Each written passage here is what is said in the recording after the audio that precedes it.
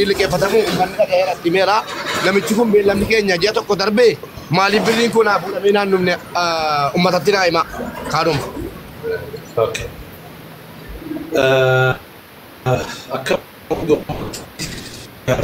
كبتيس نوتي متى مبارك مسمى كل مسلماتيس جدو سيني قربان لغتي إن كان مالك يسرى كم لبتر كم تربا في لبشنيتو نبرتي عفي نين كان نفجي بلما نوسيني دلقا اللي أمان إيقالي قوبي سيني دوران واني خدجي جنوري كان جي ما يرتي جنوري تاني اللي جنوري فرست نفكات سموه دي بي ما جنوري باتي مرتي خلنا جي اتس اوكي جي يعني وقول ما قصدي تددي بي ايغا نين كان جي بودا مال جي رسول الله عليه الصلاه والسلام المؤمن يزني نعم المؤمن يسرق نعم يكذب ابدا مؤمن كجي وجد ايغا بلبنا سيني ابا ورجيتيني سنا دبتي سمبودا كفلوا فنانجي مالي فو أنا براتي كفلاهي دبرتي مبارك جنكتي تاني اسمال جتي كسيتو نتلقي ده مرة فوني ورد دبرتي فيس خدني 5 جدار راكم شنتم فوريس خنا فيس خدني تندو مال قونا جنة والله تي من أنجي كفلاهاتو نعاقسسو أنجبهنا الربسة وأنجبهنا الربسة جتا هارتي تنديبه ونين كدنا أنجي ما أنا المسلمات كيجيبون حرامي أكساتون التيني ما أنجي نيجان كفلة هي راجرة هي رتنا رافودو هيرس اللي يونا قافته تكشو خلينا نجاب كل نانجو أمون كفلوا في نانجي هنجي نجبه إيفا من قافته كان عرب سنتي ببليكر نعرب سنة كفلوا نانجي وان فدها قولوا مخفدها خوروا نانجي كسي أوكي وما على الرسول إلا البلاغ المبين مبارك يعني نقرر تليفون التقول مبارك كاسني كوكان كايف شيخ رياضي تدولي أبوي كيس ما نتكلموا كقول دوما تسيني أكنا سبلا نينجين دوران أكنا مقداتهم لكني شينجين نمشي جيرامي أكم قرانجين خلاص نتيت والتك قرانجين شيخ رياضيس شيخ تماميس تنافي نمشي إن كفلوا جي ديدي أما إسن قيستي قافل منو إيجا قافسني أويجا إن دليتو إن كفلوا جي ما القدود ديسن مجان كن أكو مسين جدا مبارك أنا بالتوقف سهرة تيك توقف سهرة أمته أرمو فدابت نمر كتيون داف دابت تنافو نوتين كن ركيل ساخنا الرومانتنا جرا خنا فاني جنة هادي بس مالي مجان كن دي بس جي أكيسين رادي بس تنتي نايما أنا بيجاتنا أنجر خنا دا ولين جر هندي بس جي هندن دي وجي تنا وني جرتو زي مرتيسا شيء كن هم دادو تسين دبيتن شيخ ريادي شيخ فلان نجينا نمني دبيتن تسين ننجر إن كفلوا جي خلاص دبينو رموتك تنافو نمني أما سيسا ولك بم تنكوني مجاهنا بوعي سافدا مجاهنا حق سافدا مجاه كنيس مبارك كنيس دبرتي من عرب هذا ليدي شنتي نما تريد الرافدي إسان كنيس قوم كوسان أبتني جرا مبارك بكسينو أبي لقايو فيتن سينا فدا بس داب إلى نمني قد دبتلي سو كام فتي خلاص مالي نمني لكين تيرتو دابتي دي مندن ديوچو نمني ربي بيو تنافو مبارك كان في ثم مرتي أسرت مرتي سامله مش أنكون إنكفلوا جئ تنهو بدأ السلام عليكم أنا رابو إيه يلا توما dhageessanii sheekaa roobe heeshee burqaa dhageessan ummata keenya dhageessanii hin kennuu gara barbaade narraa fudhatu naan jedhe namichi kun dhaggeeffadha hin kennuu naan jedhee jira saarraa amma immoo saarraa dhaggeeffanna saarraa yoo jiraatte himadhu saarraa yoo jiraatte himadhu waalaikum assalaam warahmatullahi wabarakaatu mootii qabadhaatti naa dhaggeeffadha hundi keessan أستاذ كينيا عندي كيسة ناس الرجستان وشيكا روبي نمني تكو نمني سيبو سنجرو أكا إما تشوبر بعد دتي حقا كي إما مناكوتي إيه سنالك كيف فتجرا بريمي كنا كنيتي يومنا كنيتي بيلمني كينيا يومي وما تتي مات أورا بطن سورا كور ركا دي سافي دبت akkasuma gaa obboleessa keenya Mubaarakii du'arraa baraarra jennee ustaaza keenya qaaliin gadi baanee nu gaafatanii ummata gaafatanii naan obboleessa keenya gargaarree jirra. Isa gargaaru torban sadiif akkuma inni ibsa kenne majamma duraatti kennineefii jirra. Torban sadiis darbee ustaaza keenyattis gadi baanee gaafannee garri kaan namni biraas akka miidiyaa irrattis dhagame dubbatamee jira dubbiin kuni.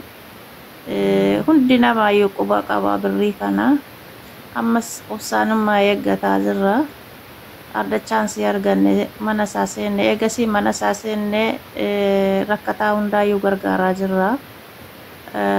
Ustaazonni asirra jiranu ani tokko keessaa natti fudhadhe yani amma akkuma ustaazni keenya ammarraa isaanii baahanii dubbii kana duraan utuudhuma qaxaroon dheeraan namticha kanaa kennamuu dhiifamee giza sana furmaanni tokkotti akkuma birrii liqeeffamee irratti hojjetanii furmaata tokko ji'a tokko sana keessa furmaata baasanii wanti darajaa kana ga'u hin jiru.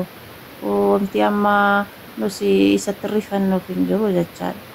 Maaliif ustaanni hundinuyyuu qaxaroo adda ji'a kanarratti dhuma utuu jedhu amma ji'a 4 ji'a 3 fi guyyaa 6 guyyaa 7 harri. Kanaafuu jennaan erga nam tokko morme uummanni Oromoo bal'aan asirra jiru murtee tokko murteessee. Lakkii dhiisi waan akkanaatti hin galini haqqiin irraa qabda birriin kee birrii meeqa kanarra jiru? Birrii 100 si liqeessiyaa. Ilaa uummata Oromoo dhaggeeffadhaa qaba. Wallaahi wabillaahi rabbii koon na argaa an birrii wayii Afrikaan qabu dhageessanii. Wallaahi namarraa liqeeffataa irratti hojii eegalu edee. Ini gale. Hojii eegalu edee uummatarraa namarraa liqeeffataa dabarfadhe ammala. Namarraa namaa kenna enaan waliin hojjennaa jedhanii dhageessanii waliin hojjenna jedhanii tolee jedhee nama eeggataa jira. Hojiidha iyyuu jechuudha. Hojjetachuudha ittiin jiraachuudha. Rakkoon qabu maallaqni hojjetamee argama. Ijoollee amma wanni ishee miinna qabee amma ijoolleen kun tuus gad deebiftee suuraa koo miti haadha kootii gad deebiftee na arrabsite amma na arrabsitee jechuu dhageessanii dubbachuu hin danda'an. Akkuma isinitti hime manni xiqqoosii paawara qabu manni xiqqoosii haqa ijoollee deebisiisu mana kana kan ijoollee kana ijoolleen kun eessatti himattee naaniyyi sagalee sii dhaga'amee mee dhugaarra dhaabadhaa dubbadhaa. Akkan namaa murteessuu beeku ofittis murteessuu nan beekaan. Ijoolleen miskiinni shinti beetii namaa miicite lafaa birrii 100 jechuun qaldii miti. Ganaa 100 kana 4 immoo 5 jira kan biraa. Ijoolleen kuni shinti beetii arabaa miicanii mana namaa hojjetanii maallaqa kana naa liqeessanii. Isinii galee an sagalee jarri achirra kaanu baqadheen dhaggeeffataa hin jirre bakka badeen jira guruppii keessa. Isinii galee an yookiin na arrabsuu miti an na arrabsanu nurraa liqeeffate jedhu miti rakkoon qabu. Aybii miti liqeeffachuun garuu aybii miti liqeeffachuun jedhee afaan koo qabadhee taa'uun gaheera ammaan booda. Hin kennu jedhe miti Oromoo warri waraabbattan lafa kaa suuraa isaatii wajjin. Wallaahi dhugaan isinitti maara. Awwanni akka deenii namaa irri bada dhowu hojiin harkaa gatu haasaan harkaa gatu hin jiru. Mataan koo na nagaa miti an bilbileeyyuu namarraa kaasuu jibbeen jira. Namni kun namayyuu na jibbisiisee jira. Kunooti gaa ijoolleen eessatti dhaxxee himatti ree inni kaanii sagalee jalaa ta'uudhaan na sodaata. Maaliif walitti dhiyaanna waan ta'eefi akkamittan hiriyaa koo dabarsee kenna jedhee calluma jedhee ijoollee kana sagalee hin taane. Mube yoo rorrootti rorroosu jiraatte malee muyit guduraa godhi. Tole. Muyit guduraa godhi nam tokkollee hin baratina muyitii. Mube yoo hawaasni sin amannu sin dhageenyu sin jaan haga qabde dubbachuudhaaf haga harka hirkattu. Yoo immoo anuma dhageehaaf nu yaamte cal jenneeti gadillee buunee tatteenyee isa dhageeffanna. Nama hunda yaamiitii nama siraa qabu nama sin amannee hunda aga isaan amanne jaanitti irra haasee. Yoo immoo akka hawaasaatti akka abbootii amantaa sheekottii teenyaatti hayyoota keenya obboleeyya keenya qaalii itti himattee siraa dhageenye furmaata sii kaninaa obsi nama liqii siraa qabu kana booda si gaafatu. Inni nu zulmi jira maaliif rakkoo akkamma obboleeyyin teenyaa wal haasoo kana dhageewu jiran balaa bu'ee qaanyiin nu bu'ee qaanfanne haqa kan dhimne ati dhugumatti ballama siiseenaniiti liqisii fuusisanii ballamni sun ati hin diine yoo aaranillee ati itti gaafatamummaan qabdu Rabbi biraayis. Kanaaf caljii haga obboleeyyan keenyaa fi sheekottiin teenya murtii murtisu dhaggeeffadhu. Dhiisii hin gaafatini gabbuu asirraa siraan dhageenyu siin jaanii siraa dhageenyeeti jaanii akkas danda'anitti hawaasaas akkasuma danda'an sheekottitti himatti obboleeyyan keenya qaalitti himatti hawaasa gad dubbatan isaanii murtii kanna khalaas maallaqni kan kanatti argamaa takka isa mucaasuun irraan argamaa akka godhan isaan irratti si dhageenya hangama qiyaan si dhagee waan hawaasni murteeffate wajjin jira.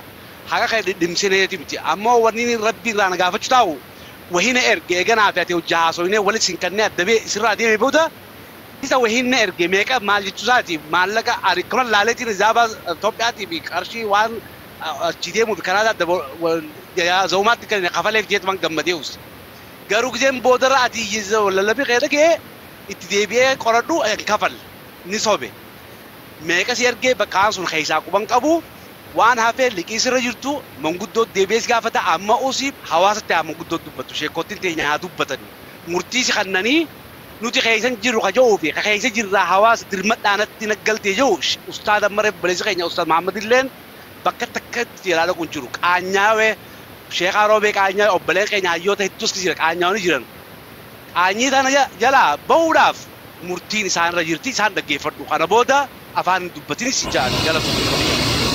Mee guutaa carraa kana ana dubbataa beektu narraani kabajee barku namichi kun hin kaadne kum torbaa fi 500 narraa kabajee ummanni Abu Muhammad naafidaati dhagaa haala Abu Muhammad rabbii sodaadha Abu Muhammad yoo dandeessan bilbilaa fi naafidaati akkalitti 7,500 biraa qabu riisiitii gootiin birrii Ameerikaa doolaara Ameerikaa meeqa kan biraa qabuu fi akkamitti akkana asabi ani nama dubbii fitu malee nama dubbii fidu miti oromoodhaaf isa ajandaa kennuun barbaadu akka namni aan jedhu miti hayyee ammalee sirraa qaba naan jennaanani obboleessa koon jedhen haga narraa qaba jettu Abu Muhammaditti naa kenni idaa ijoollee kanaa narraa kafali rabbiin idaa keessa irraa kafalu kan biraan barbaaduun jedhe amma sanuma kanan jedhaa jiru idaa ijoollee kenninaan kaan aafiin jedha maal jettu kaa ilaa birrii kooti an birrii namaa narra jiraan nan of ajjeesi naan jedhe wallaahi riba Dage, Mubarak miyut god. Laal, ani wanni nanje